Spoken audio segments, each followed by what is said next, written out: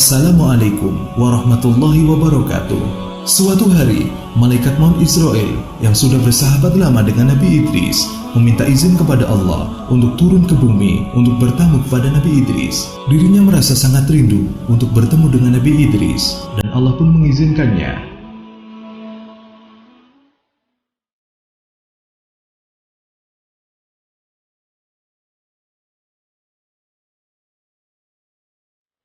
Malam itu, Nabi Idris kedatangan seorang pria yang membawa banyak sekali buah-buahan.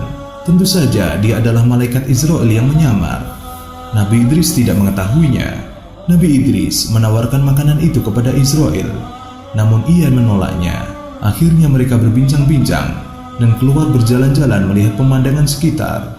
Tak terasa, sudah 4 hari mereka bersama. Karena sudah akrab, Nabi Idris pun mulai curiga dengan gerak-gerik sang tamu.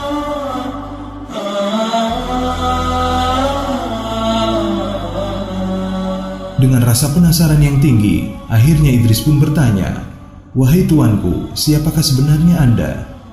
Malaikat Israel pun menjawab, "Maaf ya Nabi Allah, saya sebenarnya adalah Israel." Nabi Idris bertanya lagi, "Malaikat Israel, kaukah itu sang pencabut nyawa?" Malaikat Israel pun jawab, "Benar ya Idris, sudah 4 hari engkau bersamaku wahai malaikat Israel. Apakah engkau juga menunaikan tugasmu dalam mencabut nyawa makhluk-makhluk di dunia ini?" Malaikat Israel pun menjawab, "Wahai Idris, selama 4 hari ini, banyak sekali nyawa yang telah saya cabut. Roh makhluk-makhluk itu bagikan hidangan di hadapanku."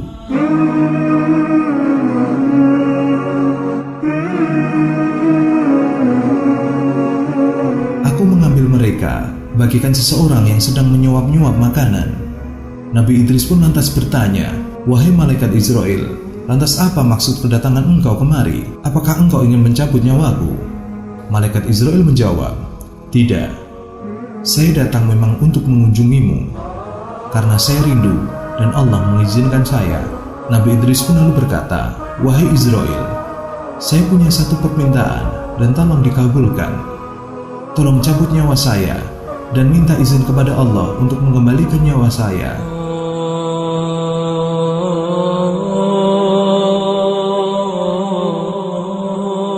"Saya hanya ingin merasakan sakaratul maut yang banyak orang katakan sangat dahsyat."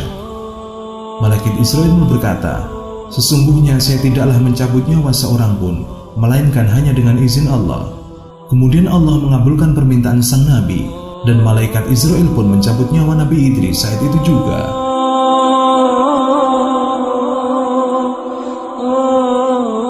Malaikat Israel menangis melihat sahabatnya merasakan kesakitan. Setelah mati, Allah menghidupkan kembali Idris. Setelah hidup, Nabi Idris menangis jadi-jadinya. Dia tidak bisa membayangkan jika manusia-manusia lain mengalami sakaratul maut dengan kedahsyatan yang sama. Nabi Idris tidak tega jika umatnya harus sengsara di ujung hidup dan mati. Sejak saat itu, Nabi Idris makin giat mengajak umatnya untuk senantiasa berbuat baik dan jujur untuk hal-hal kebenaran.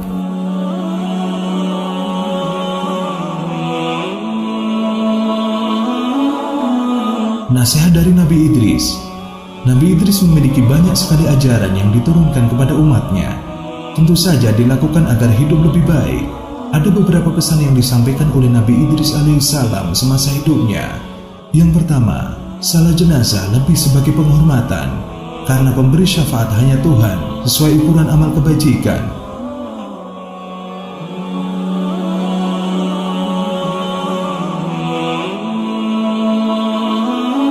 Dua, besarnya rasa syukur yang diucapkan tetap tidak akan mampu mengalahkan besarnya nikmat Tuhan yang diberikan.